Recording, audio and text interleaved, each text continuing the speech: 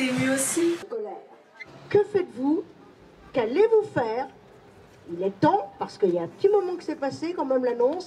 Nous allons organiser le 3 septembre à Matignon un Grenelle des violences conjugales. Notre phrase du jour est signée Marlène Schiappa.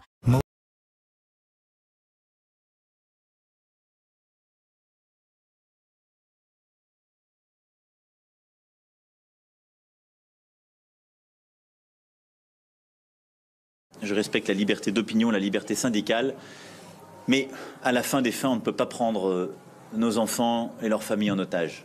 Je crois que quand on est enseignant dans la République française, on a des devoirs aussi. Ouais, c'est parfait le contre-pied qui laisse, scotché sur ses appuis, Sari Van Veenendaal, les États-Unis, les championnes du monde, mène 1-0, rapido. Trauco au marquage sur Gabriel Jesus.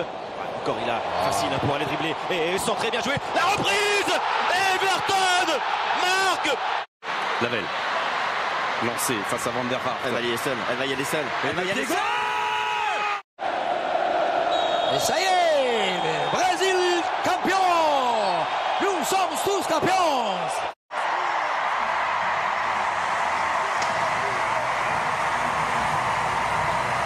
Pour tout le monde, c'est une première.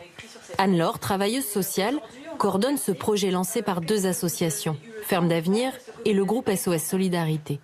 Jean, lui, a accepté d'encadrer Abdelrem sur le terrain. On croit toujours que l'argent apporte plus de bonheur, mais en fin de compte, ce qu'on recherche tous, c'est la simplicité. 5 pays ont accepté finalement d'accueillir les 43 survivants qui étaient à bord, dont la France qui en a accepté 10. Et ça, toi, t'es ouvert à l'idée? Faire travailler des personnes réfugiées? Ah ouais, complètement. Ouais. J'y avais pas forcément pensé avant. J'étais déjà ouvert, mais avec cette expérience au Jardin du Bêche, encore plus, quoi. Le départ fictif vient d'être donné donc par Christian Prudhomme. Et puis bien sûr, à ses côtés, Eddy Merckx pour vivre cette belle journée. Les premiers coups de pédale, Laurent, de ce 106e Tour de France. Oui, ça y est, c'est les vacances, mais oui, le Tour de France est en train de débuter. La chaleur qui continue de peser sur nos quotidiens, sécheresse décrétée dans certains départements avec restriction d'eau, même pour les agriculteurs. Dans le sud de la Méditerranée, elle a atteint 28 degrés avec des effets sur la faune et la flore. Les propriétaires de cette villa de Ridgecrest en Californie n'en croient pas leurs yeux hier après-midi quand l'eau de leur piscine ressemble à une mer agitée. Non mais... Je mérite pas tout ça. Comment ça, je mérite pas tout ça? Mais je mérite pas tout ça. Mais c'est merveilleux tout ça. Après 6 mois, je trouve que ça marche bien.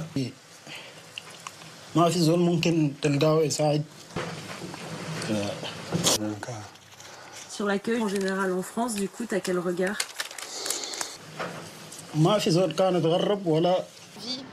Et le gendarme lui a répondu que tant qu'il ne vous tue pas, on ne peut pas retirer l'arme. À SOS Femmes 93, ces derniers jours, on a reçu des appels du commissariat pour accueillir des femmes et pour les mettre en sécurité dans le service d'urgence. Nous n'avions pas de place. C'est inadmissible. Ces femmes ont dormi au commissariat ou sont retournées chez l'agresseur. Des dizaines d'associations réunies à Paris cet après-midi ont dénoncé cet abandon, malgré la promesse présidentielle de faire des violences faites aux femmes une grande cause nationale. تقريبا لو كان الحاجة دي اتوجدت في البلد اللي احنا جايين منه المعلومات اللي بيتصلوا بأنه كل الناس بتتكلم عنهم وإنه ما في. Voilà, on se pose toujours la question du sens aussi. Est-ce qu'on fait vraiment avancer les personnes? Là, on est sûr qu'on les fait avancer. Ouais, je pense qu'on pourra faire beaucoup mieux. Donc ça a du sens. Et puis après réflexion. Même stupeur dans cette maison de Pasadena, quand les lustres se mettent à trembler et à s'entrechoquer. Ça continue. C'est un séisme très fort. Je pense que nous devons nous protéger sous le bureau.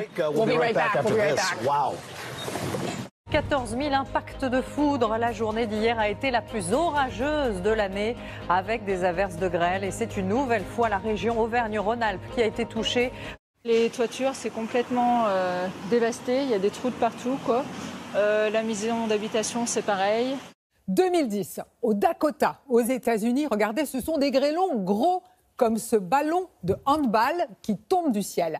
Le drame s'est déroulé devant les enfants à Perpignan hier soir. Une jeune mère de famille de 32 ans a été tuée à coups de couteau. Son compagnon est en garde à vue. Beaucoup de féminicides se déroulent dans le huis clos familial, mais pas seulement. Ce week-end, dans la Marne, un homme a été mis en examen et écroué pour avoir tué sa compagne de 37 ans en la percutant avec sa voiture. 74 secondes de silence pour les 74 femmes tuées par leur conjoint depuis le début de l'année.